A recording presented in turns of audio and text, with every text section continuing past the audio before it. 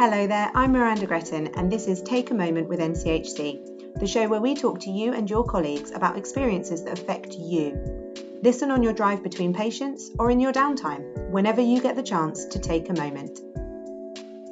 Today's episode of the podcast is a slightly longer episode. It's a panel discussion about international recruitment. This is a really interesting topic and I hope you enjoy the episode. Hi, my name is Stevie Savage. I'm a practice development nurse and I work in the Practice Development and Education Department at the Norfolk and Norwich University Hospital. I've been involved in international recruitment of nurses for quite a few years. Hi, my name is Emma Clark and I am the EDI HR Officer Lead at the Norfolk and Norwich University Hospital. A part of my role in terms of the international recruitment is more about supporting our overseas nurses when they come here, and I help with the maintaining of our staff network and the peer support for our overseas nurses and colleagues.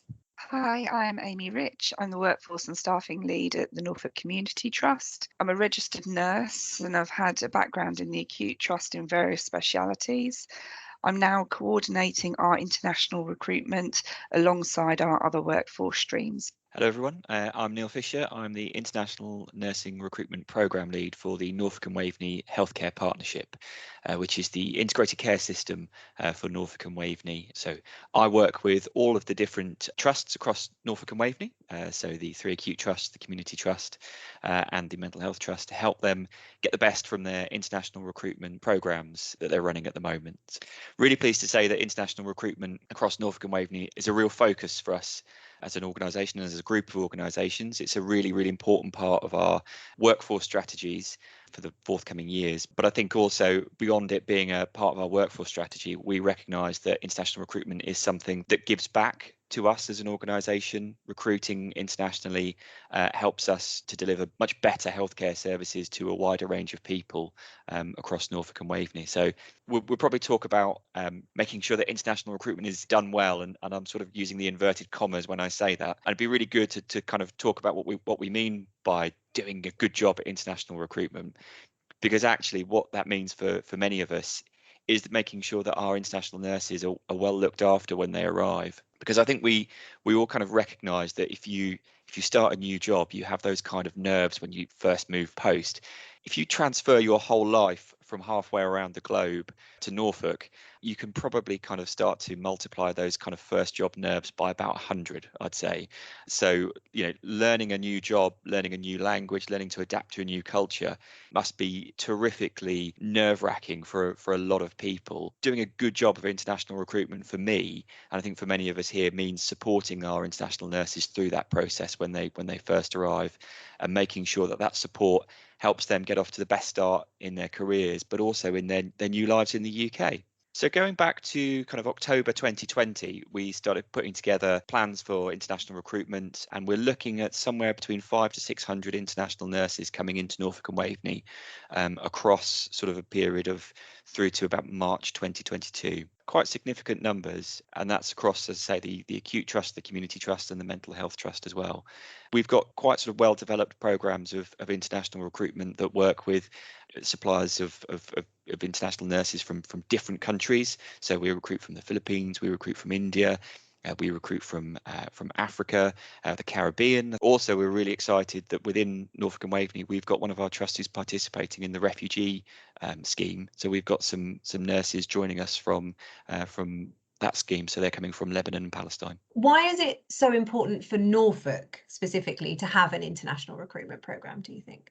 I think one of the things about Norfolk is that it's very much developing, I think, in terms of its diversity. If you look around Norwich now, we've got a huge research park, we've got a big university. Both those organisations draw in lots of staff and people for internationally. And one of the things that, for me, international recruitment offers is it makes our workforces more diverse. And I think it's really important the workforce is reflective of the diversity that you have within your society, and that's an important part for us of international recruitment is adding to the diversity of our workforce. But there's also something about the experiences that our international nurses, I think, have as well, improves the services that we can offer, and adding that experience into our existing workforces, addition of different ideas, of different experiences that builds and make our workforces more cohesive, more efficient. It's all of those issues start to come into international recruitment, and the advantages that it offers us. Just adding to Neil's comments, there's a huge evidence base here to say that actually having an inclusive and diverse workforce does have an impact on our patient care and experience in a positive way. Having diverse workforce means better productivity, it means better team working, it also means greater ideas, as Neil has also mentioned, which then has an impact on our patient care as a result. As Neil said, there is room for us to improve in Norfolk in terms of our diversity. It is a slow and steady progress. And with the international recruitment project, that's helping us to achieve where we want to be in terms of an inclusive NHS. International nurses do bring an absolute new dimension to our health environment, and many of the international nurses that I've met over the years, they bring also different ideas for practice, and it helps us to look at our own practice, to think about different ways of working, utilising the skills and the experiences that we have in our own teams, but also that the international nurses bring to us their technology and their state-of-the-art hospitals. I also think that the other thing that international nurses bring to us, apart from bringing their professional selves to us, is they bring their families, and they come into our communities. Their children are going to schools, which of course then broadens the experience of children in all of the schools in Norfolk. We find that if they're coming with their partners who may be our non-clinical colleagues, they will add to our economy in the local area. So those partners are working in other jobs in and around Norwich, which we know are well needed at the moment. Last year, we captured a really inspiring interview from a previous colleague, but also one of our internationally recruited nurses, Kudzai, who provided his story to us and had experience from a very high demand hospital. And having that experience meant that he had that kind of confidence and professionalism, what we see in an acute trust, high footfall and high demand atmosphere and environment. So I think it's just very important that we emphasise that our international recruited nurses are highly educated, are highly qualified, and have that valued experience they can bring to our organisations. For a really healthy workforce, you need that diversity and not to be insular. You need to welcome new experiences and training into the trusts. With nurses specifically, what I found with international recruits is that they're really able to help us with the patient experience in terms of cultural and religious differences.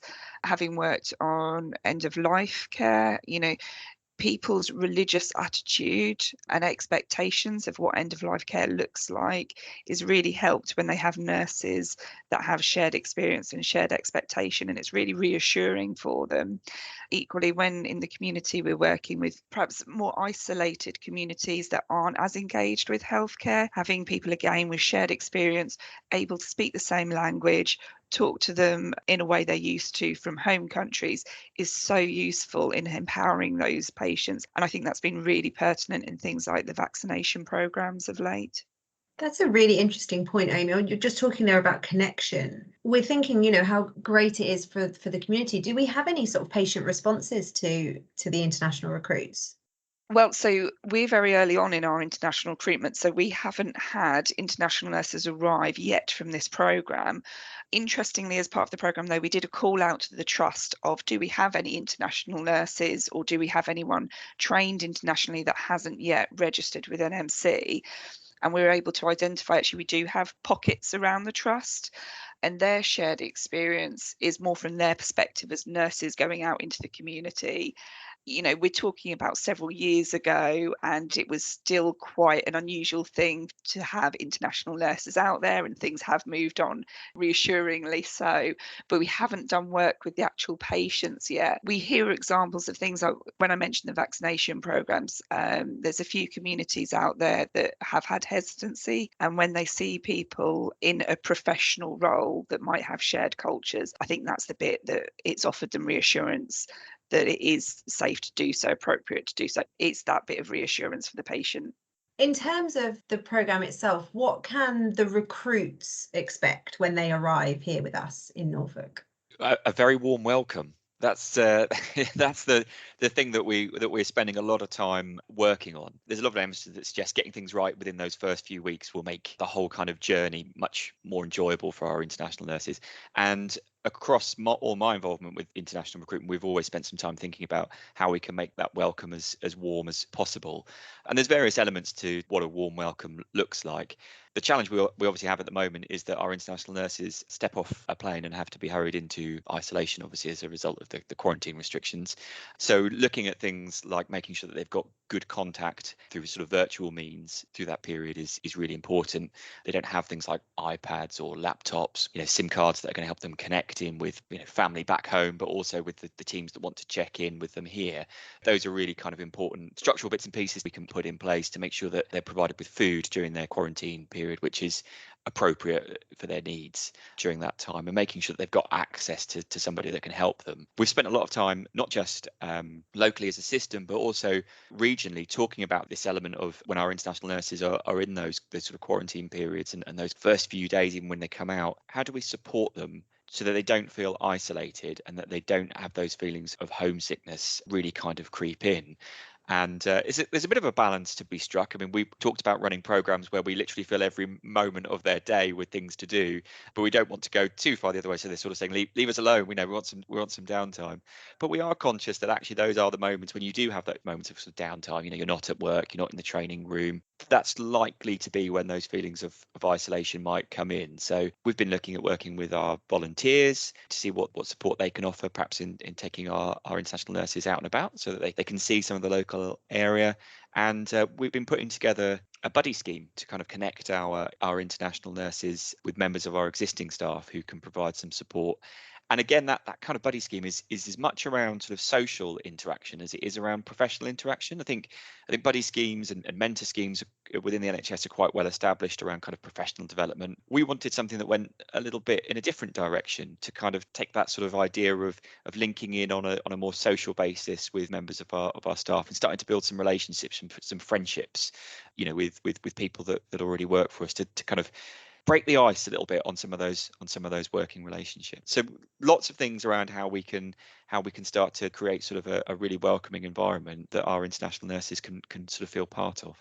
You've mentioned a lot of the work we're looking at. I think what we wanted to acknowledge was that just because they're international recruits doesn't mean their needs are going to all be the same. So yeah, it's trying to create a community for them that they can choose how they interact with them in terms of frequency and what they go to them for.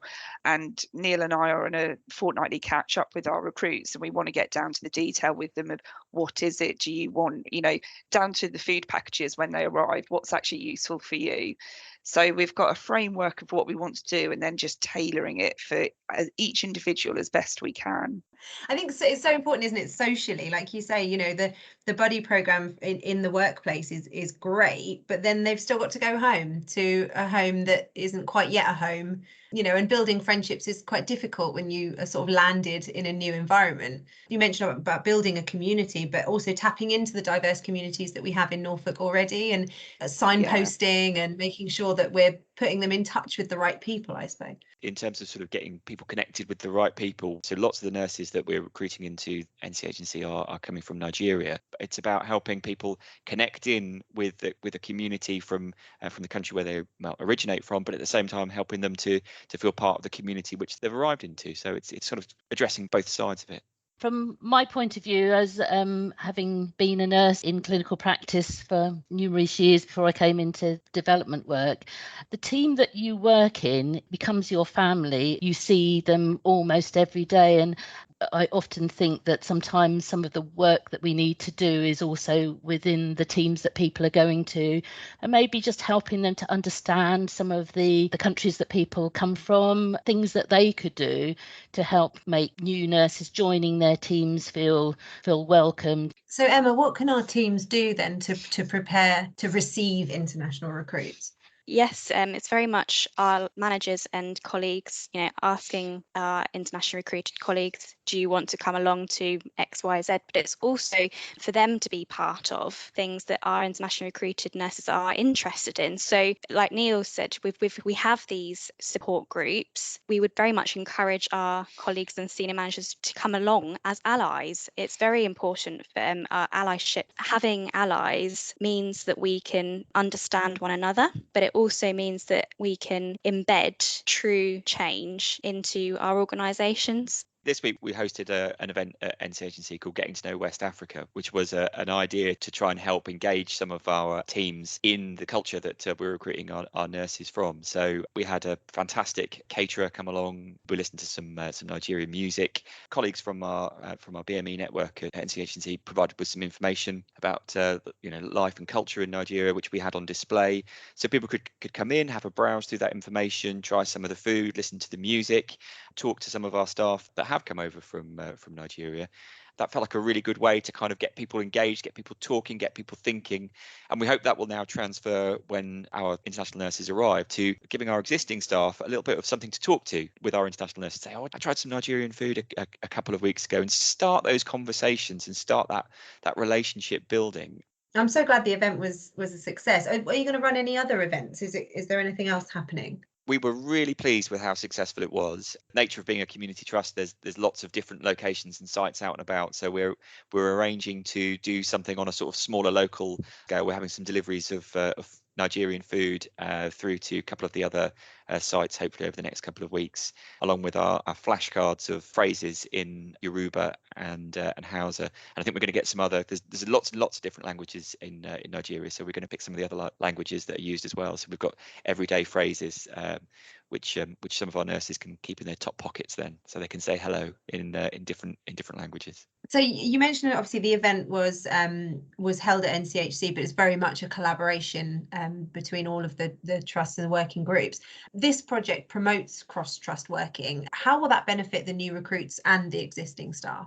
Putting it very simply, we're a group of NHS organisations. We are, and I think COVID sort of showed this to us, we are stronger when we work together. We've got lots of experience of international recruitment and of finding the things that work really, really well across the system. So if you look at Queen Elizabeth and King's Lynn, there's the sort of education package that they provide to the international nurses, and the pastoral support package, I think, has very recently been recognised as being one of the best in class out there.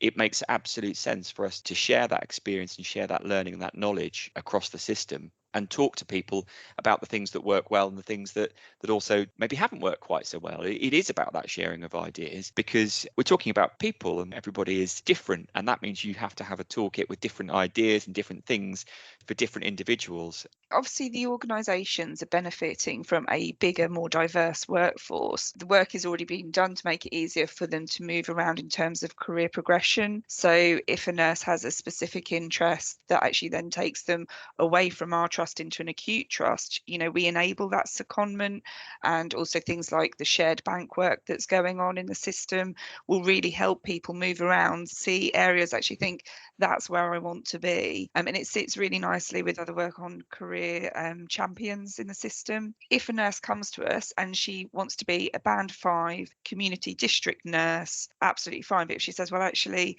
I really like cardiology and I want to explore that, it's having that joined up approach that, yes, we welcome these secondment opportunities.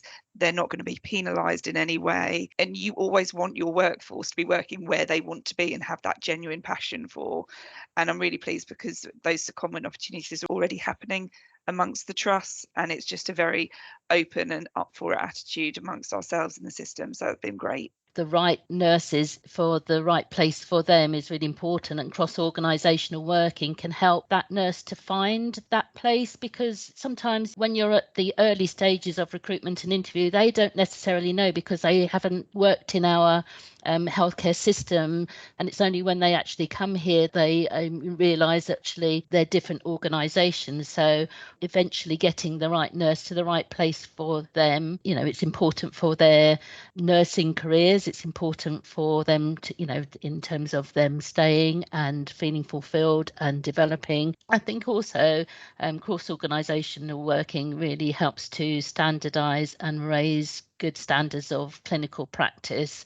So if we're all working together, then when nurses come in, then we can ensure that we're all working to the same standards, and therefore nurses moving between organisations and across the STP economy will be taking those standards wherever they work, and that can only be better for patients. I think as part of that, as recruiters, we have to let our egos go a little bit and not expect all of these nurses to say, I want to work for your trust and only your trust, and actually acknowledge a lot of the nurses are coming over to the NHS because nursing as a profession is, well, not totally well respected at all times. We have our own problems, but more respected than perhaps home countries, and it's a new way of life for them. So we might be their foot in the door.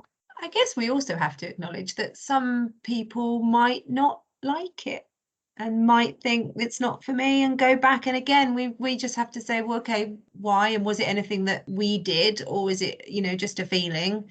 Is there learning to be taken from those kind of situations? I mean, we do exit interviews, and we're doing some work to try and actually interview sooner. So actually, if someone handed in their notice, we interview them there and then almost to see if it's something, if appropriate, we try and change their minds. If it's not appropriate, if it's career progression, they're moving, family reasons, that's fair enough. If it actually casts light on that there's a problem within the team, then we want to resolve it. That's not a reason we want people to be leaving for. Homesickness is a big thing for people, and it doesn't always kick in very early. All that sort of excitement about coming and learning, etc., kind of overrides things, and then sometimes you find people get really homesick at maybe 6 months or a year even, and that's when people maybe say, actually, I can't do this, I need to get back. So thinking about how we can help people through homesickness, which is actually, it's a very real physical thing that people feel. I know even my own mother migrated from the Caribbean, and she was probably homesick almost her entire life, but she managed it and she stayed. So thinking how we can support those people, but also to remember, hopefully they are going back to their own communities and economies and taking something back with them from us. So I never feel it's a failure. I'm really glad you said that, Stevie, because I think that's a really nice point for me about international recruitment, is the thought that, yes, we want our international nurses to come and stay for as long as they want to, but actually that idea that the NHS gives back in some way to the countries that it's recruited from by imparting skills and knowledge and experience. It's almost the same in reverse, isn't it? We talked about taking the skills, knowledge and experience that the international nurses have and bringing them into the NHS. We give them skills, knowledge and experience while they're here, and they hopefully take that back at some point, or they stay. But if they do go back, they take those skills back to the country where they come from, and they put those skills into practice within their own healthcare systems. And that's something that we would love to develop that further, I think, as a Norfolk and Waveney system, and see how we can really start to develop some long-term working relationships with whether it's hospitals, training colleges, whatever it might be. It would be brilliant to think that we could be looking at some real partnership working with the international healthcare organisations over the next few years. That would be a real kind of ambition for us, and something that we feel quite passionate about trying to get involved in, to be able to feel like there's a real kind of an equal relationship, if you like, in terms of what we do. That it would turn the situation on its head. So we would be losing somebody, but we would be gaining that relationship, that connection to an overseas institution potentially, where we could learn from them, they could learn from us. That would be incredible. Yeah. I'm hoping from Neil that the system's going to devise a secondment or rotation process with some Barbados hospitals. We can go, that'd be ideal. But just back on the homesickness issue. So I had an Indian nurse arrive with us who actually needed to go home to get married, which was wonderful. And in my head, I thought, yep, 2 weeks leave, that's fine. And I soon learned that's not how Indian weddings go. And she actually needed 5 to 6 weeks off, which was really difficult, but it's just the right thing to do. And by allowing her that extended period, it resolved some issues of homesickness. And then she was able to come back with her husband as well, which was wonderful. You know, the team that had already been established were kind of saying, I didn't know we could have 6 weeks leave. And I was like, well, actually, you can, yes. So in terms of that insular approach, once you start opening it up and having a very human approach to things, it opens opportunities for our English nurses as well as the overseas nurses coming in. So it's learning for us all.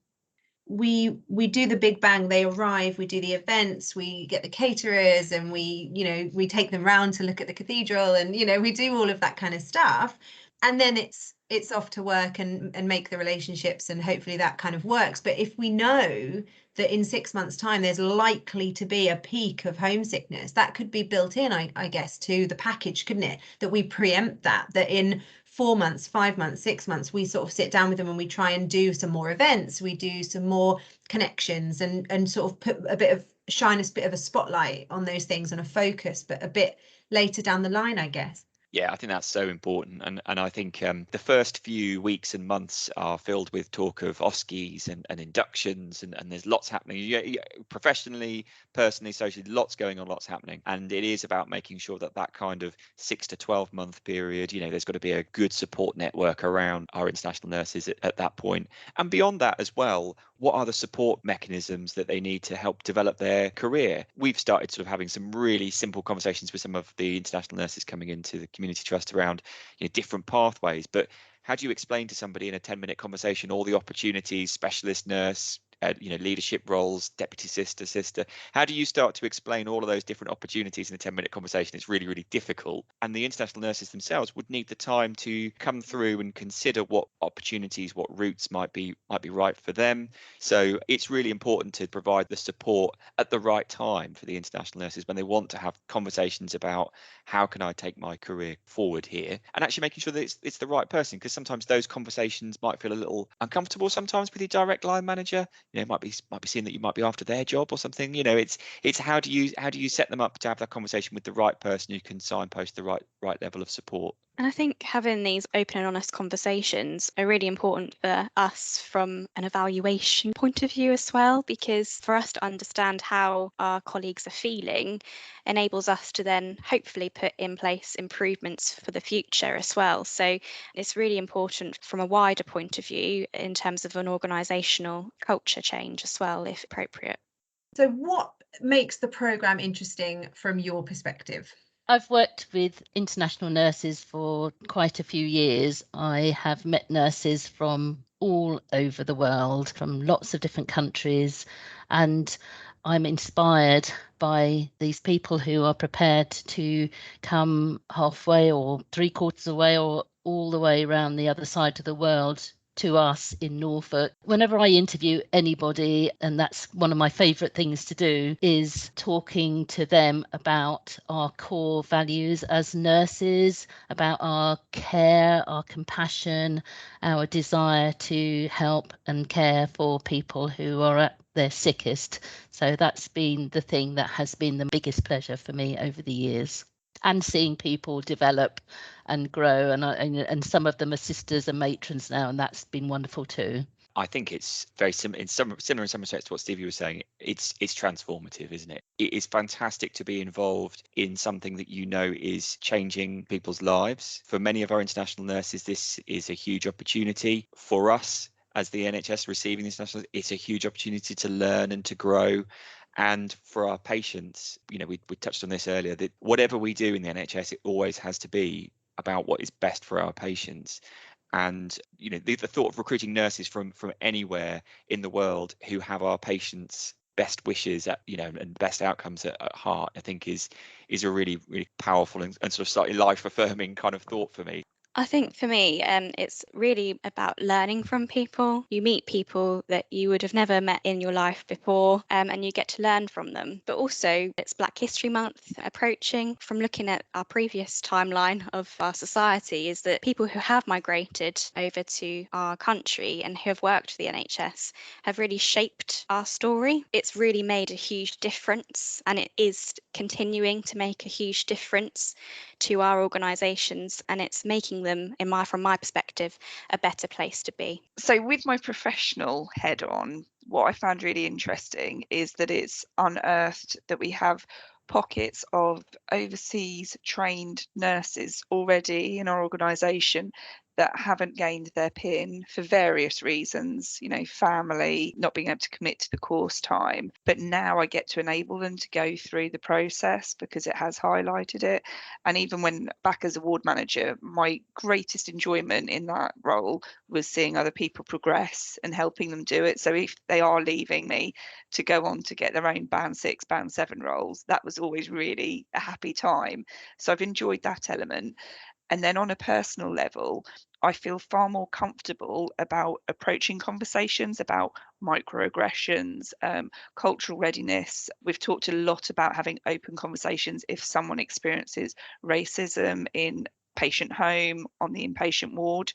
And I've just educated myself a little bit more in those conversations. And a piece of advice would just be go to those that have more experience than you. Get your EDI leads and your BAME leads involved as early as you can, because they will help you shape whatever programme you're doing. Thank you for listening to Take a Moment with NCH&C. If you've enjoyed this podcast, please visit the podcast intranet page to leave a comment and for details of our other episodes. You can also follow NCH&C on all social media channels.